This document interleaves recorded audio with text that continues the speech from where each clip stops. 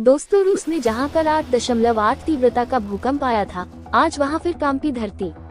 Kuril द्वीपों के पास आज सुबह 6.5 तीव्रता का भूकंप आया, जो कल के 8.8 तीव्रता वाले भूकंप के बाद हुआ। यह क्षेत्र भूकंप और ज्वालामुखी का जोखिम वाला है। अभी नुकसान की खबर नहीं, आफ्टरशॉक्स की आशंका बनी हुई है। रूस में 31 जुलाई 2025 की सुबह 10:57 भारतीय समय कुरिल द्वीपों के पूर्व में एक और भूकंप आया है। इसकी तीव्रता 6.5 मापी गई है। ये वही क्षेत्र है जहां कल 30 जुलाई 2025 को 8.8 तीव्रता का भीषण भूकंप आया था। यह नया भूकंप 49.51 उत्तरी अक्षांश और 158.75 पूर्वी देशांतर पर केंद्रित था। इसकी गहराई महज 10 किलोमीटर रही। ये घटना एक बार फिर इस ज्वालामुखी क्षेत्र की संवेदनशीलता को सामने ला रही है। ये भूकंप कुरिल द्वीपों के पूर्वी हिस्से में आया, जो रूस के सुदूर पूर्व में स्थित एक ज्वालामुखी द्वीप समूह है। इस क्षेत्र को रिंग ऑफ फायर का हिस्सा माना जाता है, जहां भूकंप और ज्वालामुखी गतिविधियां आम हैं। कल का 8.8 तीव्रता का भूकंप कमचटका प्रायद्वीप के पास आया था, जिसने सुनामी की चेतावनियां दी थी। जापान, हवाई, चिली जैसे कई देशों में तबाही मचाई थी। आज का 6.5 तीव्रता का भूकंप उसी क्षेत्र के करीब आया है, जो चिंता का कारण बन रहा है।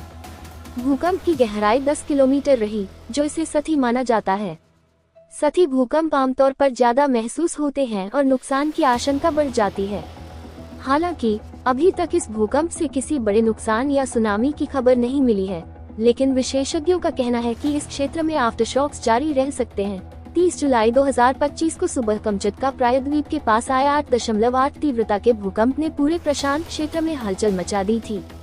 इस भूकंप ने सुनामी की लहरें पैदा की, जिन्होंने रूस के सेवरो कुरिल्स्क में 3-5 मीटर ऊंची लहरें लाईं। जापान, हवाई और चिली जैसे देशों में भी अलर्ट जारी किए गए थे। लाखों लोगों को सुरक्षित स्थानों पर पहुंचाया गया। इस भूकंप के बाद क्लीचेविस्कोय ज्वालामुखी में भी विस्फोट हुआ, जो क्षेत्र की अस्थिरता को दर्शाता है। आज का 6.5 तीव्रता का भूकंप उसी भूगर्भीय अशांति का हिस्सा हो सकता है, क्योंकि बड़े भूकंप के बाद छोटे बड़े आफ्टरशॉक्स आम हैं। वैज्ञानिकों का मानना है कि यह क्षेत्र मेगाथ्रिस्ट फोर्ट पर स्थित है, जहां प्रशांत प्लेट और नॉर्थ अमेरिकन प्लेट आपस में टकराती हैं, जिससे भूकंप की संभावना बनी रहती है।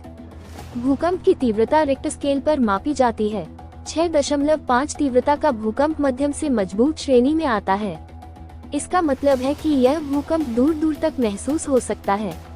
अगर आबादी वाला क्षेत्र पास हो, तो मामूली से मध्यम नुकसान हो सकता है, जैसे घरों में दरारें, सड़कों पर क्षति या बिजली पानी की व्यवस्था बाधित होना। लेकिन इसकी गहराई 10 किलोमीटर होने और क्षेत्र के सुनसान होने की वजह से अभी तक बड़े नुकसान की खबर नहीं है। हालांकि कल के 8.8 तीव्रता वाले भूकंप के बाद ये भूकंप चिंता बढ़ा रहा है। अगर यह आफ्टरशॉक है, तो और झटके आ सकते हैं। इनकी तीव्रता 7 या उससे कम हो सकती है। क्षेत्र में ज्वालामुखी गतिविधि भी नजर आ रही है, जो खतरे को और बढ़ा सकती है। कल के भूकंप ने प्रशांत महासागर में सुनामी की लहरें पैदा की थी, जो कई देशों तक पहुंची। आज के 6.5 तीव्रता के भूकंप की गहराई और स्थिति को देखते हुए अभी तक सुनामी की चेतावनी जारी नहीं की गई है, लेकिन विशेषज्ञ सतर्क हैं, क्योंकि सतही भूकंप कभी कभी समुद्र में उठाव पैदा कर सकते हैं। स्थानीय प्रशासन और वैज्ञानिकों की नज़र इस बात पर है कि क्या ये भूकंप सुनामी का कारण बन सकता है या नहीं। कुरिल द्वीप और कमचटका प्रायद्वीप रिंग ऑफ फायर का हिस्सा हैं, जो पृथ्वी के सबसे भूकंपीय और ज्वालामुखी क्षेत्रों में से एक है। यहाँ हर साल सैकड़ों छोटे बड़े भूकंप आते हैं। कभी कभी बड़े भूकंप सुनामी और ज्वालामुखी विस्फोट को ट्रिगर करते हैं। 1952 में इसी क्षेत्र में 9.0 तीव्रता का भूकंप आया था, जो इतिहास का सबसे शक्तिशाली भूकंपों में से एक था। रूस और जापान के बीच इस क्षेत्र पर विवाद भी है, जिसकी वजह से यहाँ बुनियादी ढांचा और राहत कार्यों में देरी हो सकती है। लेकिन स्थानीय लोग इन प्राकृतिक आपदाओं के आदी हैं और ऊंची जगहों पर शरण लेने में माहिर हैं।